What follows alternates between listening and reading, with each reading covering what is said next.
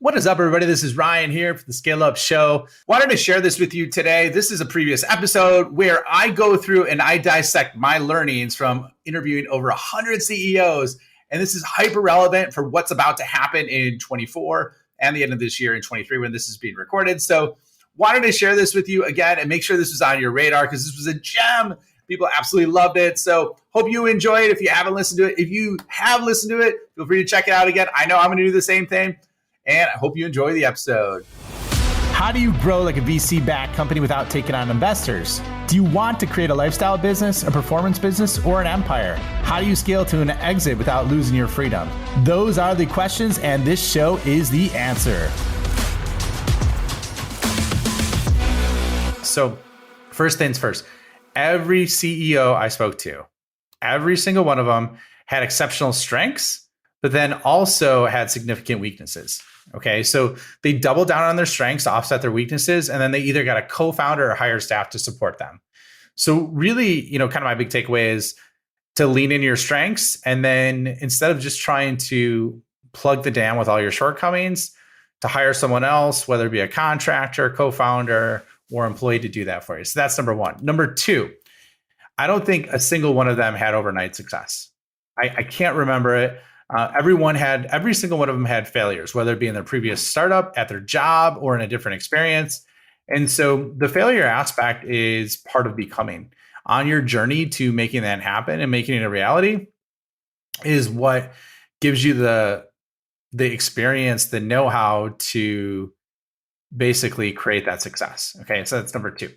Number three, one of the things that I saw that was really eye-opening was that every interviewee struggled massively at different points in their life. Okay. Nobody had a perfect plan built from day one. They didn't sit down, write it up, and that's exactly what they did. They had multiple iterations, pivots, trials, and errors, and discovered along the way their exact vision, passion, and value. And a lot of times it looked way different than what they started off thinking that their customer or the market wanted. Right. And so what I learned is that every successful founder is trying to make something out of nothing and figuring it out really, truly as they go, right? There's no perfect plan that's built from the get-go on day one. Okay. Number four, all right, there's many, many ways to create a successful go-to-market strategy and execution plan. Okay. There's sales-led, there's product-led, there's community-led, partner-led, value-led, right? Marketplace, pricing-led, content, go-to-market strategies. And those are only some of them.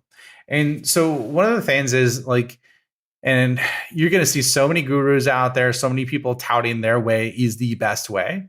And in certain situations, it might be, right? However, what it taught me is there's not one single cheat code for growth, but it really depends on the strengths of the founder and the early team. So I thought that was incredibly insightful when I looked at that and came across that, because I always used to thought this is the way, right?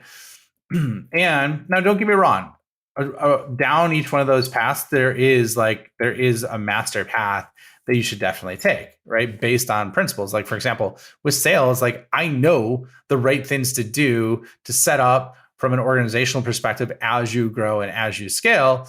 And there's an exact path to go through. However, in certain situations, all of them aren't a good fit, right? All right. So number five, if you constantly interview and deconstruct what the world's most successful people in your space are doing, you will repeatedly receive insights that are non-Googleable. Okay. Non-Googleable insights.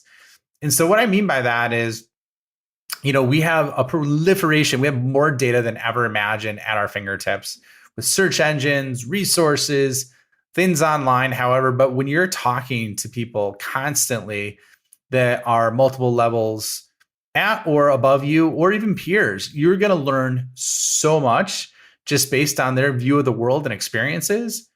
And so it's not just the belief, it's not just the best strategies and tactics that matter, but like I was saying, it's the belief structures behind those strategies and tactics on what truly, truly makes it actionable.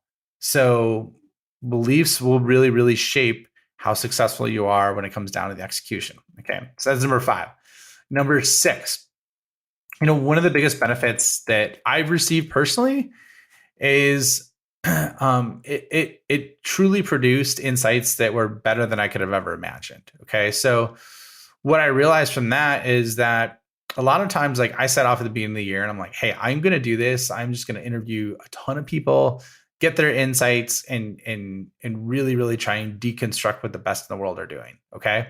But what was awesome about it is there were so many strategic byproducts of friends, trusted advisors, partnerships, and even clients that came out of it. So that was not something that I expected from day one. However, like just by going through this process, it was basically like an MBA in startups and SaaS. And so my eyes were wide open to things and areas that I didn't even know existed. And basically, that's just a summary of what it takes to become a successful CEO when the odds are against you. And so wanted to share this with you. I know this is a super quick episode.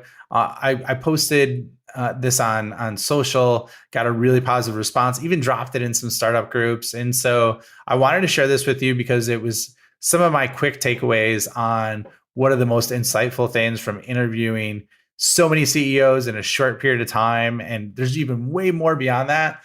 If you like these type of episodes, let me know. Ping me on LinkedIn, shoot me an email message, and let me know what you want to hear. You want to hear something else?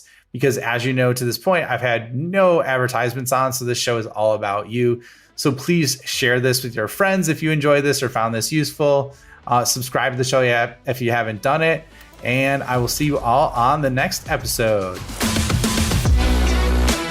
Thank you for checking out the Scale Up Show.